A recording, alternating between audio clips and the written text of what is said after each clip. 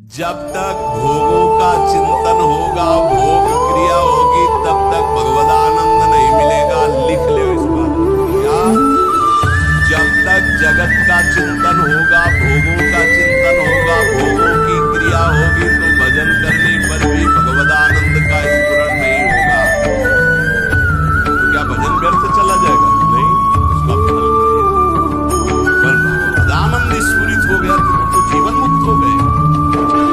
इसलिए अपनी वृत्ति को विषय भोगों के चिंतन से बचाओ, अपने शरीर को विषय भोग क्रिया से बचाओ, शरीर से सेवा करो, वृत्तियों से चिंतन करो, खूब सत्संग करो, भगवान की लीलाओं का गान करो, श्रवण करो, साधुओं के दर्शन करो, उनके वचन सुनो और एकांत में रहकर गुरु आदेश की उपासना करो। तब तुम्हें जगत का चिंतन, भोगों का चिंतन, भोगों की क्रिया जब तक होती रहेगी तो दो चार माला से घुमाने से भगवदानंद की स्फूर्ति नहीं होगी। इसलिए इष्टाकार वृत्ति करनी पड़ती है भगवदानंद की अनुभूति के लिए। तो नाम जप करो, सत्संग करो, भगवत लीलाओं का गुणानुवाद करो, श्रवण करो, साधु महात्माओं का दर्शन, उनके वचन, एकांत में गुरुदेव प्रदत्त उपासना करो, तो तुम्हारी चित्तवृत्ति में भगवदानंद स्फुरित होकर साधन। इन साधनों से इष्ट देव में ममता होने लगती है। और जिसको विषय कड़वा लगने लगे तो जाते हैं बहुत बड़ी कृपा हो। क्या? नहीं, अंदर से जिद आ जाए, मुझे नहीं चाहिए। जैसे कोई किसी को बमन दिखावे तो घृणा हो जाए, नहीं। ऐसे जब तुम्हें रमा बिलास राम अनुरागी, तजत बमन जिम जन बड़भागी। बड़भागी महाभागवत वैष्णव जन हर भोग को वमन की घृणा की बुद्धि से देखते हैं। जब आप ऐसे चलेंगे तो विषय भोग आपको घृणास्पद लगने लगेंगे। नहीं, अंदर से आने लगेंगे। नहीं, अभी अमृत जैसा चिंतन होता है। जब अमृत जैसा चिंतन प्रभु का हो और विष जैसा चिंतन संसार के भोगों का हो। ब्रह्मादिक के भोग सब विष सम लागत ताई। विष सम, जैसे बढ़िया खीर, रबड़ी, गुलाब जामुन सब बना रखा, कान में कोई विश्वास पात्र आदमी आके दे भाई हमें संशय है इसमें जहर मिलाया गया, अब एक कवल खा के दिखाओ, आप डर जाओगे। ऐसे ही महापुरुष कह रहे हैं हर विषय में आसक्ति रूपी जहर है, मत भोग। ये जहर जन्म जन्मांतर बढ़ता चला जाएगा। इष्ट देव की अनुभूति, रूप दर्शन, साक्षात्कार उसी को होता है जो विषयों के भोगों में ऐसी अरुचि हो जाती, विषवद, बमनवत, मलवत। ये उसी को होती है जो निरंतर नाम जप करता है, सत्संग सुनता है, भगवत लीला गुणानुवाद गायन करता है, श्रवण करता है, साधु दर्शन करता है, एकांत देश में गुरु प्रदत्त उपासना करता है। प्रेम मार्ग में चलने वाले उपासक को ना माया पर विचार करना है, ना प्रारब्ध पर विचार करना है। प्रारब्ध ज्ञानियों का होता है, माया पर विचार करने के लिए विवेक चाहिए। तुम्हारे लिए एक ही स्थान है, नाम जप। माया कैसी? हरि जाने। प्रारब्ध हरि जाने। अपने को क्या करना है? राधा राधा राधा राधा राधा। महापुरुषों के वचनों को समझो। अपने उपास्य देव के नाम जप के सिवा प्रेम प्राप्ति के लिए और कोई भी बात सोचे ना।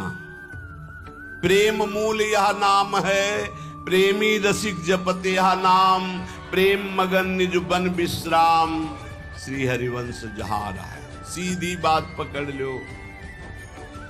प्रेम में यदि स्थिति प्राप्त करनी है तो नाम को पकड़ लो। प्रेम मूल यह नाम है, निरंतर नाम। जितना प्रेम बढ़ेगा उतने ही तुम्हें भजन में कमी दिखाई देगी, अपने में नीचता दिखाई देगी। ये प्रेम का लक्षण है। यदि कहीं प्रेम में विचार, माया, विवेक, प्रारब्ध, तो समझना चाहिए कि अभी प्रेम नहीं आया। प्रेम ये सब चिंतन करने के लिए समय नहीं देता। प्रेम मार्ग का पथिक तो बहुत ही निराला होता है। ऐसे जो निरंतर भजन में लगे हुए हैं वो प्रेमी गृहस्थ में रहते हुए भी बहुत बड़े महात्मा हैं। जो जंगल में रह के प्राप्त किया जाता है वो घर में रह के उसने प्राप्त कर लिया। उसने कोटि कोटि वंदना है उस गृहस्थ की जो निरंतर नाम जप करते हुए प्रभु से प्रेम। ऐसे दर्शन होते हैं, गृहस्थ आते हैं, आंसू चल रहे हैं, बस मुझे और कुछ नहीं चाहिए, प्रिया प्रीतम का चिंतन चलता है। चाहे जैसे बोल रहे हैं लेकिन हृदय तो शीतल है। प्रियालाल के लिए अश्रु प्रवाह कर रहे हैं, मांग रहे हैं प्रियालाल का चिंतन। ऐसे महापुरुष के लिए गृहस्थ और विरक्त में कोई भेद नहीं, जंगल और घर में कोई भेद नहीं है। प्रेम दो प्रकार का होता है, सक्रिय और अक्रिय। सक्रिय प्रेम वासना को लेकर के होता है, निमित्त। देखो प्रभु आपके सिवा हमारा कोई है नहीं, हमारी ये बात बना दो, हमारा संकट निवृत्त। यद्यपि वास्तविक को केवल प्रभु को ही अपना मानता है, ये पक्की बात है, लेकिन वो प्रभु से चाहता है, इसलिए उसे प्रेमी तो कहा जाएगा। लेकिन वो सक्रिय है, क्रियावान, निमित्त, वो निमित्त रहित विशुद्ध सहज प्रेम नहीं है, सहज प्रेम नहीं है, ये सक्रिय है। ऐसे प्रेमियों की कोई खास गणना नहीं होती, मतलब इनका कोई खास महत्व नहीं माना गया प्रेमी जनों के बीच में। क्यों? क्योंकि जिस दिन इनकी वासना की पूर्ति हो जाएगी उस दिन से इनका लगाव कम हो जाएगा, ये सिद्धांत है। और जो निष्क्रिय प्रेमी होते हैं, निष्काम, कोई निमित्त नहीं, ये भगवान को अधीन कर लेते हैं अपने, इनके संग डोलते हैं भगवान। जैसे कोई अत्यंत रूपवती है पर वो अन्य किसी से प्रेम करती है, तो क्या पति उसे अपने हृदय का प्रेम संपूर्ण दे पाएगा? नहीं दे पाएगा। कोई रूपवती नहीं है, गुणवती नहीं है, लेकिन अपने पति के अनन्य है। वास्तविक प्रीति को जानने वाला पति उसके हाथ बिक जाएगा। ऐसे हमारे श्री हरि है। यदि आप कहीं अन्य भाव रखते हैं कि मेरा ये काम बन जाए, मेरा ये काम बन जाए, मेरा ये काम बन जाए, हरि को ही बचते हैं माना, तो हरि आपकी वो इच्छा की पूर्ति करेंगे पक्का। जो इच्छा करी हो मन माही, हरि प्रसाद कछ दुर्लभ नहीं, पर वो आपके अधीन होंगे नहीं, आप सौदा कर लिए। लेकिन जो कुछ नहीं चाहते हैं वो उस पतिव्रता पत्नी की तरह है जो केवल पति से प्यार करती, फिर पति को अधीन होना पड़ेगा उसके प्यार में। ऐसा वो पातिव्रत धर्म से युक्त अनन्य रसिक उपासक होता है जो अपने इष्ट को अधीन कर। ये जीवन का लाभ यही, क्या मांगोगे? संसार ये तो अपने आप पीछे पड़ा रहेगा। बात ये बाधा रूप में मिल जाएगा जिसे तुम मांगना चाहते हो। चलो तो आगे प्रेम मार्ग में। यदि आप प्रभु से कुछ नहीं मांगोगे तो सबके अधिकारी बन जाओगे। आप कुछ मांग लिया तो कुछ हाथ लगेगा, सब कुछ नहीं, और कुछ नहीं मांगा तो सबके अधिकारी बन जाओगे आपको, और अधिकारी के बन जाओगे, कुछ चाह ही नहीं रह जाएगी। सच्ची बात ना। नाम जप का ऐसा प्रभाव कि बाल भक्त ओम प्रकाश जी के जीवन चरित्र में पढ़ा गया। दिन प्रतिदिन रति खत्म होती जा रही संसार की। गजब की बात है कि 74 दिन तक कोई खान पान नहीं, सशरीर भगवान का आलिंगन प्राप्त किया। सशरीर, ऐसा नहीं कि कोई चिदानंद दे से, उसी शरीर से आलिंगन प्राप्त किया और फिर सखा भाव से मुक्त हो गए। आज भी उनकी समाधि बनी हुई चामुंडा के सामने। नाम जप स्कूल से शुरू किया, नाम जप, वैसी उच्च कोटि की कम अवस्था में स्थिति प्राप्त कर ली। नाम जप में बड़ी अपार सामर्थ्य है, पर हमें लगता है कि प्रभु से यदि ना मांगा जाए तो बहुत ज्यादा लाभ मिल जाएगा। हम लोग बहुत कमजोर हृदय के मांग कर बैठते। कई बार ऐसी परिस्थितियां आती हैं कि साधक को विश्वास नहीं रहता,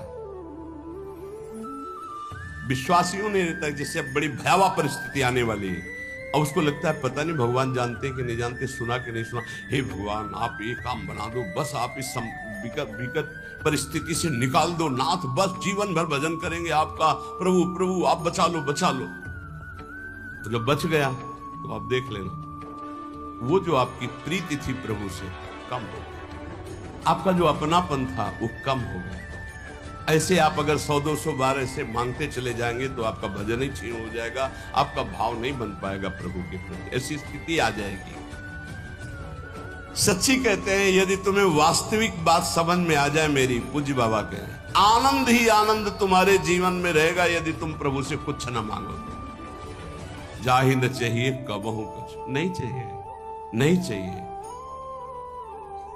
वो स्वामी को अधीन कर लेता है, ये बात आप अच्छे से समझ। अगर आपने कुछ स्वीकार कर लिया तो वो फिर बिकेंगे नहीं, वो आप ना ना ना तो वो बिक जाते हैं। ऐसे उदार स्वामी, ये अंदर की बात है, पकड़ लो अगर पकड़ पा रहे हो। तुम मांगोगे तो कोई नाशवान, और जब आप मांगोगे नहीं ना, वो देख रहे हो तुम जो हाय हाय कर रहे हो कि विपत्ति हटा दो, उससे ज्यादा उनको परेशानी है। आपको विपत्ति में वो नहीं देख सकते। बड़ा सर्वाश्चर्यमय, मतलब कैसे तुम्हें बताए हो, बड़ा आश्चर्य में। कल की बात, एक सखी जिसको भारी कैंसर, यहां से ऐसे मवाद बह रहा कि वो बैठे तो पूरा वातावरण दूषित हो जाए, कोई पास न बैठे, ऐसे कैंसर का स्वरूप। आए और शिष्य आए और कहा कि अब तो मैं मरने आई हूं, बस 2 महीने में डॉक्टर ने कहा मर जाओ। और कल उनकी रिपोर्ट आई, बताई गई कि कैंसर ही नहीं है। तो उनको सब 1.5 साल से 2 महीने मरना था, 1.5 साल तो हो ही गए। अब वो कह रहे कि अगर 1.5 साल कोई स्फुरना ना हुई तो आजीवन के लिए खत्म। क्या लीला प्रभु, केवल आश्रय, भगवत आश्रय। और वो ये नहीं चाहती है कि हमारा कैंसर ठीक, वो यही चाहती थी कि बस इस रज में प्राण निकले, मैं श्री जी की सेवा में जाऊं। तो श्री जी कहती है और सुनो हमारा यश, अभी और नाम जप कर लो और फिर आओ हमारे पास। एक बड़ा आश्चर्य देखने को मिलता है कि ये चीजें विश्वास के लिए कह रहा हूं, ये चीजें मतलब जहां कोई गुंजाइश नहीं है, ऐसी स्थिति है कि जब पहले बार डॉक्टर देखता है तो कहता बस जितने दिन हैं उतने दिन हैं। जहां दिनों की बात थी वहां 1.5 साल तो अब हो गए और सब हट गया और स्वस्थ है, कोई दवा नहीं, आनंद पूर्वक ऐसे नॉर्मल दिनचर्या चल। ये क्या है? उन्होंने मांगा नहीं था कि मेरा कैंसर जाए, उन्होंने चाहा नहीं था कि मैं ना मरूं, वो बस यही चाहते थे कि जल्दी मरूं, श्री जी के पास जाऊं। श्री जी के सिवा उनका कोई भरोसा नहीं। उसका चमत्कार देखा। अरे यार वो सब देख रही है, वो सब जान रही, काहे को मांगोगे, काहे को अपने प्रेम में कलंक लगाओगे? आगे से आगे वो देख रही है। नारायण 2 बात सो और अधिक नहीं बात, रसिकन को सत्संग नित, युगल ध्यान दिन रात। सचमुच सचमुच बाबा लिख रहे हैं, नारायण स्वामी कह रहे हैं कि भगवत प्राप्ति के लिए इन 2 बातों से बढ़कर और कोई बड़ी बात नहीं। रोज सत्संग सुनने को मिले और युगल सरकार का नाम जप करते हुए ध्यान करने को मिले। राधा वल्लभ लाल को हृदय ध्यान मुख नाम भगवत प्राप्ति हो गई। 2 ही बात, रोज सत्संग सुनने को। रसिकन को सत्संग नित, युगल ध्यान दिन रात। तुम्हें हम बताते हैं कि जिनको ये भ्रम हो कि गोपी जनों से एक क्षण के लिए भी भगवान गए तो कभी नहीं गए। पूज्य बाबा कहे अरे भक्तों से एक क्षण के लिए भी कभी भगवान दूर नहीं होते। गोपी तो भक्तों की प्रेम ध्वजा है भक्ति की। इनकी ताकत क्या ये दूर जा सकते हैं अपने प्रेमियों से। आप ये समझ लो कि आज भी जो भक्त भगवान के सिवा किसी से अपना परिचय नहीं रखते, भगवान उनसे एक क्षण भी दूर नहीं। और फिर वृंदावन तो इनका घर है। वृंदावनम परित्यज्य पादमेकम न गच्छति, तो कैसे कहा जा सकते हैं। भक्त के अधीन भगवान है। ये वैसी भक्त की बात है जो कभी भगवान से कोई मांग नहीं करता है, उन भक्त की बात है। आप देखना चाहते हो कि वृंदावन में भगवान साक्षात यहां विराजमान है। अपना संबंध किसी से मत रखो, न देह से और न देह भोगों से, न देह संबंधियों से। अगर मिल न जाए तो कहना। उन गुरुजी का नाम रघुवंशी, शायद रघुवंशी या कुछ ऐसा ही नाम। ये जो धर्म सम्राट करपात्री जी का विद्यालय, संस्कृत विद्यालय है, जो बड़े बड़े महापुरुष जन उनसे पढ़े हैं, उनका ऐसा ही नाम। वो पहली बार जब काशी से वृंदावन आए, बड़े ही महाभागवत, नाम जापक, धर्म मर्यादा के अनुसार, गुरु रघुवंशी को क्या है स्मरण हमें नहीं। वो जब आए वृंदावन, तो उस समय और वृंदावन का स्वरूप लता प्रताशक, तो सीधे पहुंचे जुगल घाट। ये रोड नहीं बना हुआ था, तो उधर से ये पता चला कि परिक्रमा मार्ग में है कहीं, तो यहां था करपात्री जी का। तो युगल घाट पहुंच गए। वहां जब पहुंचे तो अंधेरा होने लगा था। तो सोचा किससे पूछे, वहां कोई दिखाई नहीं दे रहा। तो पहली बार आए, नया नया खुला था धर्म सम्राट करपात्री जी का है जो संस्कृत विद्यालय, उसमें वो आचार्य रूप में आए। देखा एक पीतांबर पीत वस्त्र धारण किए हुए, हाथ में जैसे गुरुकुल में पढ़ता हुआ विद्यार्थी। गुरुजी दंडवत। हमें लगे कि गुरुजी तुमको जानना चाहते हो। बोले आप मैं विद्यार्थी हूं, सेवा कुंज में रहता हूं।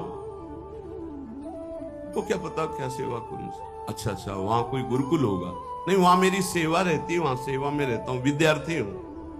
तो गुरुजी आपको जो संस्कृत विद्यालय में जाना है वो मैं जानता हूं। अच्छा, उसी की तो खोज कर रहे थे।